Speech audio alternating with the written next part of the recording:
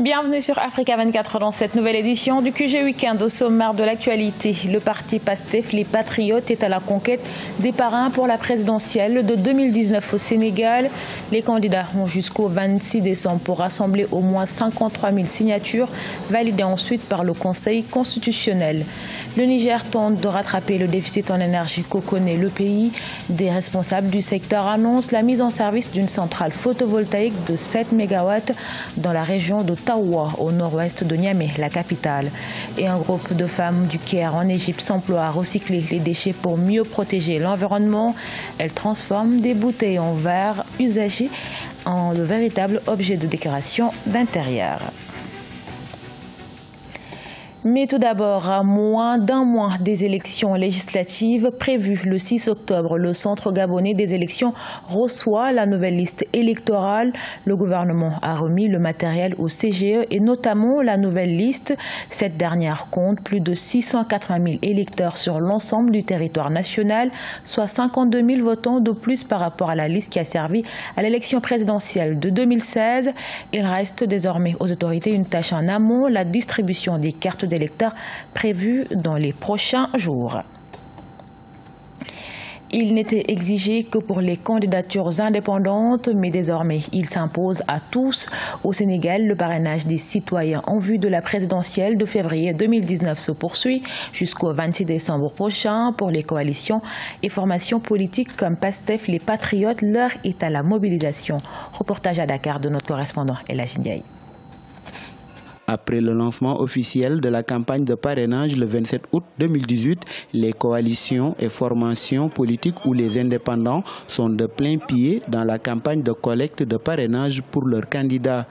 Comme ici dans l'état-major de Ousmane Sonko, PASTEF, les Patriotes, les collecteurs peaufinent les derniers réglages avant d'entamer les porte-à-porte ou une caravane à la quête de signatures. Le parrainage est une loi institutionnelle qui a été votée. Donc je pense que quand on va vers les gens, il va falloir d'abord qu'on leur explique les enjeux de cette loi. Ensuite, il faudra présenter ton candidat, dire c'est qui ton candidat, parler un peu de ton parti politique. Et pour nous, on peut dire alhamdoulilah parce que la majeure partie des Sénégalais ils connaissent déjà Ousmane Sonko et le parti PASTEF. Donc en quelque sorte, c'est un peu plus facile. Le parrainage est désormais le moyen incontournable pour participer à la présidentielle de 2019. C'est pour cela que le parti n'a pas lésiné sur les moyens.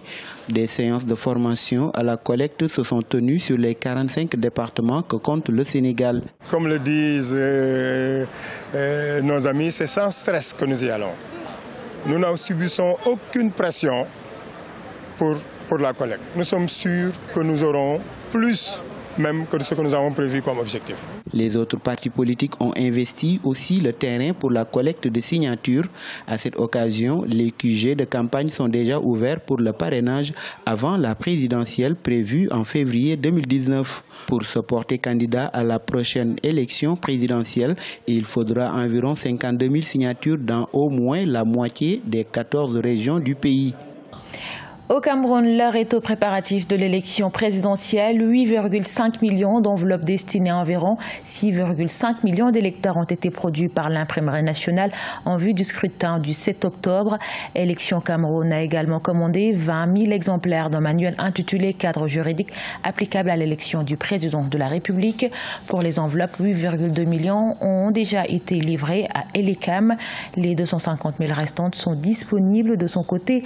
La société de presse et d'édition du Cameroun doit produire 81,8 millions de bulletins de vote et près de 8,2 millions de bulletins de campagne pour les 9 candidats en lice.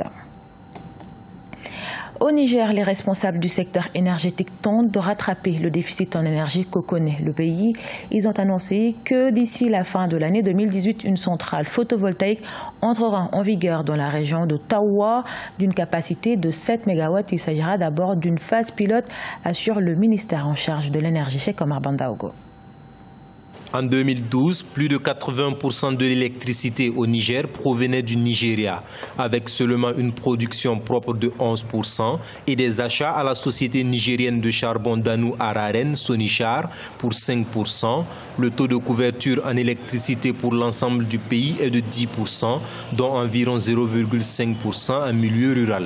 Des actions ont été entreprises par les autorités pour pallier ce déficit énergétique, à l'image de la centrale solaire photovoltaïque de Malbaza dans la région de Tawa qui devrait entrer en production d'ici fin 2018. C'est un projet pilote qui entre dans le cadre du développement du mix énergétique dans la zone en vue de l'exploitation de l'important potentiel solaire dont dispose le Niger. Un projet pilote certes, mais la centrale de Malbaza ne peut fournir que seulement 7 MW d'électricité, ce qui soulève la question de sa capacité à mettre fin aux problèmes énergétiques du pays. Cet investissement va produire un impact, ne serait-ce qu'un impact au niveau local. Et donc, il va sans doute pouvoir permettre d'améliorer l'accès à l'énergie pour la région de Tawa. Mais aussi, au-delà de ça, nous voyons aussi l'intérêt économique de ces types d'investissements. Parce que, vous voyez, aujourd'hui, il y a beaucoup d'activités de production agricole, beaucoup d'investissements, et que même, je parle même d'investissements faits par des investisseurs nationaux. En plus de la difficulté d'accès à l'électricité, il faut noter que les consommateurs nigériens ont vu les prix de l'énergie augmenter depuis janvier 2018. En Égypte, un groupe de femmes s'active pour la sauvegarde de l'environnement. Leur but, donner une seconde vie aux déchets usagés en les transformant en accessoires de maison. Une initiative saluée et encouragée, comme nous l'explique Solange Dubois. Recycler pour mieux lutter contre la pollution.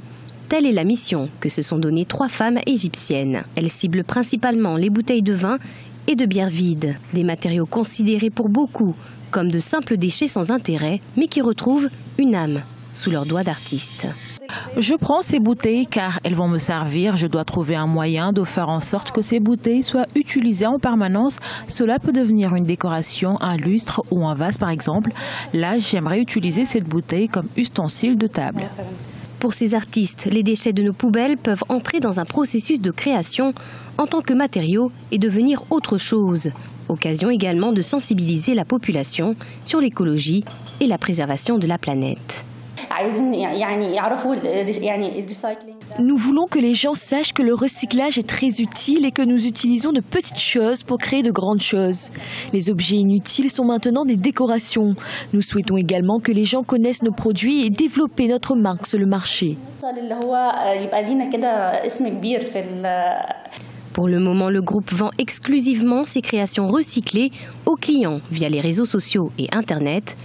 Un engagement de plus en plus apprécié au Caire, la capitale égyptienne, où se déversent chaque jour près de 14 000 tonnes de déchets.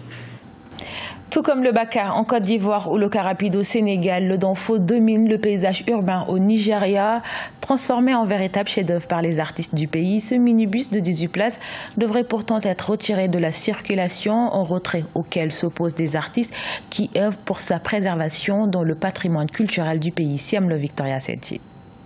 C'est avec minutie que le jeune Nigérian Michael Umodis décore le Danfo, le moyen de transport en commun le plus utilisé de la ville de Lagos. Symbole, motif singulier, inscription, c'est par cet art abstrait que le jeune artiste tient à faire graver dans les mémoires de tous ce minibus qui domine le paysage urbain de Lagos. En 2017, une réforme du gouvernement a proposé de le retirer de la circulation et le remplacer par des bus climatisés dans le cadre d'un plan d'urbanisation. Le Danfo est très utile, mais pas forcément une très belle expérience. Un jour, alors que je l'empruntais, d'autres passagers n'arrêtaient pas de se pousser et de se battre. Cette expérience particulière m'a donné envie de travailler sur le Danfo, qui est emprunté par différentes personnes avec différentes humeurs, occupations et statuts sociaux. Le Danfo rassemble et c'est ce qui nous pousse à raconter toute son histoire.